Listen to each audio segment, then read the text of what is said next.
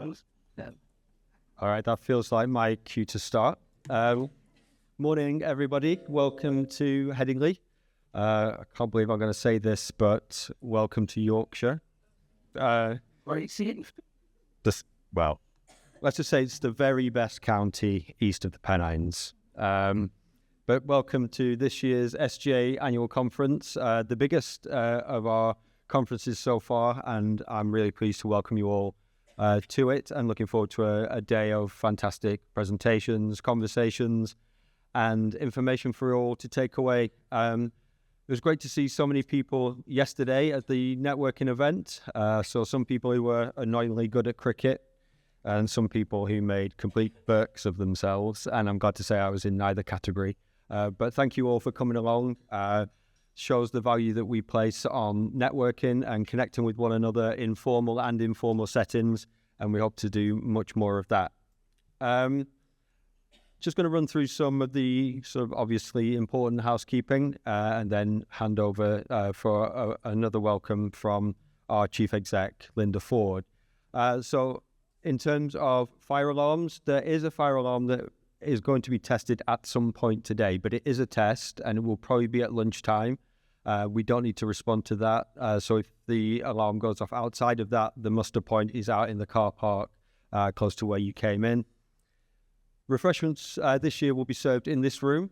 So we will have catering coming in at one of these ends. I'm not entirely sure which, but we'll figure this one out. It's that one over there. And also, when you're in the room, as well as connecting with one another, please visit our sponsors and exhibitors. So we've got stands from some of our partners and some of the people that we work with in the sector. And a big welcome as well to everyone who's dialing in from home. So like I said, this is our biggest conference to date. We've got the best part of, 170 in the room and another over 200 at home. So really pleased to be able to deliver the conference in that way as well. You should all have the app, those of you in person. So please make use of that. There's information about sponsors and exhibitors and each other in there. So take a look through the networking tab and connect with one another. You'll be able to ask questions in the room via mic. We've got some roving mics and we'll do that way. For people who are at home, the platform does have the ability for you to network, visit our partners, but also to ask questions in the session. Sorry, this isn't advancing. There we go. So the Slido poll, at the end of each session, this QR code will come up, so please scan it and you'll be able to ask questions, and we will notify the speakers of those questions as they come through. Any questions during the day, please get in touch with myself, Sam, Rob, Karen, or Libby. We'll be more than happy to help, and we'll sort out any problems that you may or may not have. Also, one final thing is, if you want to sort of spread the word about what's happening today, please post on social media using the hashtag SGA set in the field. So if you could do that so everyone can see what's going on here today. So on to the programme, and we've got as a theme something that I think is relevant to us all in one way or another, and that's change and adapting to change. These could be the sort of natural ebbs and flows of business, of life, of circumstance. Could be big cataclysmic events like we've all been through in recent years, but they all require, some form of adaptability, some form of resilience. These are keywords that we're going to be coming back to today. Could be meeting new technologies, could be confronting new challenges. So we're going to explore some of those themes today and think about ways in which that ourselves as individuals, our teams, our organizations can take some of these learnings back and hopefully put ourselves in a better position to confront whatever is coming further down the line. Could be challenges, could be opportunities. They are, after all, two sides of the same coin. So we'll be looking at ways in which we can position ourselves better. And all of our sessions today touch on these in one way or another. So we're going to be looking at boardroom behaviours, how we can position our boardrooms to be making the best decisions for our organisations. It could be ensuring that they're in the best shape themselves by evaluating their performance and their effectiveness. We'll hear later this morning about that very key word, resilience. Mustafa is going to talk us through his thoughts, his observations about myths and misconceptions about resilience and building in some of the sort of frameworks for improving resilience and psychological safety in our organisations. Sure. And then, of course, something that's very much on the agenda is the safe and effective use of artificial intelligence. And we're going to have a practical case study into how we can take those lessons forward, but also look at the other side of that, which is the place that particularly human skills play in an increasingly digital age. And then finally, we're going to be looking, well, it won't be finally in the running order, but we'll be looking at adapting and affecting the policy landscape and how we can advocate for our sport in the future. So we've got a mixture of presentations, a mixture of panels, case studies, discussions, and that's in response to what we've had in the feedback from you in recent years about wanting a nice mix of different formats for these events. So hopefully we're satisfying what you've recommended to us. So that's what lies ahead.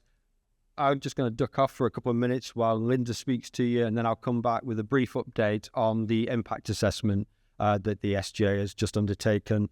But other than that, I would now like to invite up to the stage Linda Ford, who's the new Chief Executive of the Chartered Governance Institute. And Linda would just like to take a couple of minutes to welcome you to today's event on behalf of the Institute. Thanks. Good morning, everyone. I'm really delighted to be here with you today and to be able to welcome you to this year's Sports Governance Conference.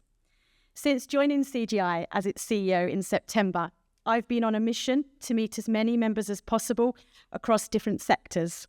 Today provides an amazing opportunity for me to learn more about the diversity of career opportunities within the sports governance area and the variety and of roles and organisations that you represent. I'm excited to hear more about your experiences, your insights and thoughts as to how CGI and the Sports Governance Academy can continue to support you and colleagues across the breadth of organisations and roles within the sector. Having had the opportunity to attend events in London, Manchester and Edinburgh over the last few weeks, I've been consistently impressed with the diversity of backgrounds, breadth of experience and distinct career paths that our qualifications can offer. The level of professionalism, dedication and commitment to promote effective governance I have observed has been truly outstanding. One thing that bonds you as governance professionals, regardless of where you are employed, is the shared appreciation of the importance and value of governance in effective decision-making and the ability you have to adapt and evolve to an ever-changing world. We are facing a constantly changing environment with unprecedented levels of geopolitical disruption, shifts in global power, economic instability, and increasing prevalence and sophistication of cyber attacks. The debate on ESG and the dilemma of how to exploit the opportunities provided by AI whilst recognising the risks are issues exercising boards across the globe. And there has never, therefore, been a more important time for good governance, and the sports sector is no exception. We will hear this morning about a case study of the implementation of AI use at Paddle UK and the governance considerations around its safe and effective deployment, as well as the first session after lunch where New Jones will explore some of the human skills that will continue to be needed alongside AI rollout. In order to preserve integrity of decision-making, effective management of risk, and to be able to respond to changing values and societal priorities, and to maximise the opportunity technology provides, it requires governance professionals acting as trusted advisors to boards, as gatekeepers of standards, as compliance experts and champions of quality and best practice. You keep us on the right path. You bring the human qualities of ethical judgment, integrity and fairness that are needed to work alongside technology, to innovate, to drive performance improvements, create efficiencies and widen access to services. Having spent the majority of my own professional career sitting on both sides of the table as an executive non-executive director and trustee, I have gained a deep appreciation of what it takes to develop and enforce professional standards, to ensure ethics and integrity are not compromised in the face of competing pressures, and to promote the importance of good governance in ensuring effective decision-making and board effectiveness. I have learned that visible role models, a strong sense of professional identity, and credibility associated with being chartered are vital to ensuring trust and confidence. At last week's CGI Annual Awards, we celebrated many of those who are setting the bar, who are leaders and achievers within the governance community, those who are visionaries and advocates for the principles of good governance and who stand up for what is right, despite how hard that can sometimes be. The fact that 3 sports initiatives were recognised is testament to the fantastic governance work being done by the sports sector. Sport England and UK Sport were shortlisted in the Diversity and Inclusion Project of the Year category for their Diversity and Inclusion Action Plan project. The Football Association was a finalist for Governance Project of the Year for their Code of Governance for County FAS, and Indigo Independent Governance, who was winner of the Governance Project of the Year for their work on football governance.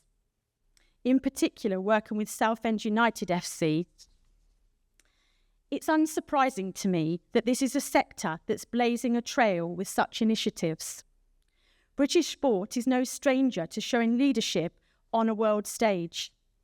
A recent example being the lasting legacy of the achievements arising from the success of both the Lionesses and the English Roses in elevating the profile of the women's game, resulting in sell-out matches at Wembley and Twickenham, and prime-time TV coverage that the men's game has long enjoyed. School children now consider a career in sport, regardless of gender or background, and their parents no longer tell them it's a pipe dream that will never be realised. But investment must keep up with this growth, and that includes ensuring effective governance is at the heart of sport. This is why the Sports Governance Academy is so important. Bringing together the sports councils has allowed us to develop contextualised standards, guidance and training, and it's been so successful it's captured the attention of international agencies. During a recent trip to Australia, I met with colleagues from CGI's global divisions, and the SGA was the talk of the room. With our help, colleagues in Hong Kong have already developed their own academy, and Australia and Malaysia are showing a keen interest in establishing similar initiatives. We know that sport extends beyond geographical boundaries. It has the ability to unite nations and transcend cultural and political differences. And now it has the opportunity to create consistent standards of governance across different disciplines, to place ethics and integrity at the heart of decision-making in all sports and all countries. With your help and a shared passion and commitment, together I believe we can build on the enormous achievements of the SGA over the past 6 years, to play a leading role in setting the bar and making a tangible impact in issues such as EDI, environmental sustainability, welfare and well-being that other sectors can look to as best practice. I'm delighted that a key focus of our time this morning will be on the impressive SGA Impact Assessment report that Craig will introduce shortly. This demonstrates the value the sector attaches to the SGA, the level of uptake, the benefits to the skills and confidence of those engaged in governance roles, the governance arrangements of organisations in which they work, and the sector as a whole. The impact assessment identifies 63 countries where people have engaged with the SGA, and the fact this conference is being streamed in 18 countries, from the US to Zambia, Trinidad and Tobago to Japan. I welcome all of those listening online and invite you and everyone present with us in the room today to continue to challenge outdated practices, to explore the opportunities technology brings, whilst not losing sight of the risks, and to unite behind a collaborative future which places good governance at its heart. Thank you very much. I hope you really enjoy the day.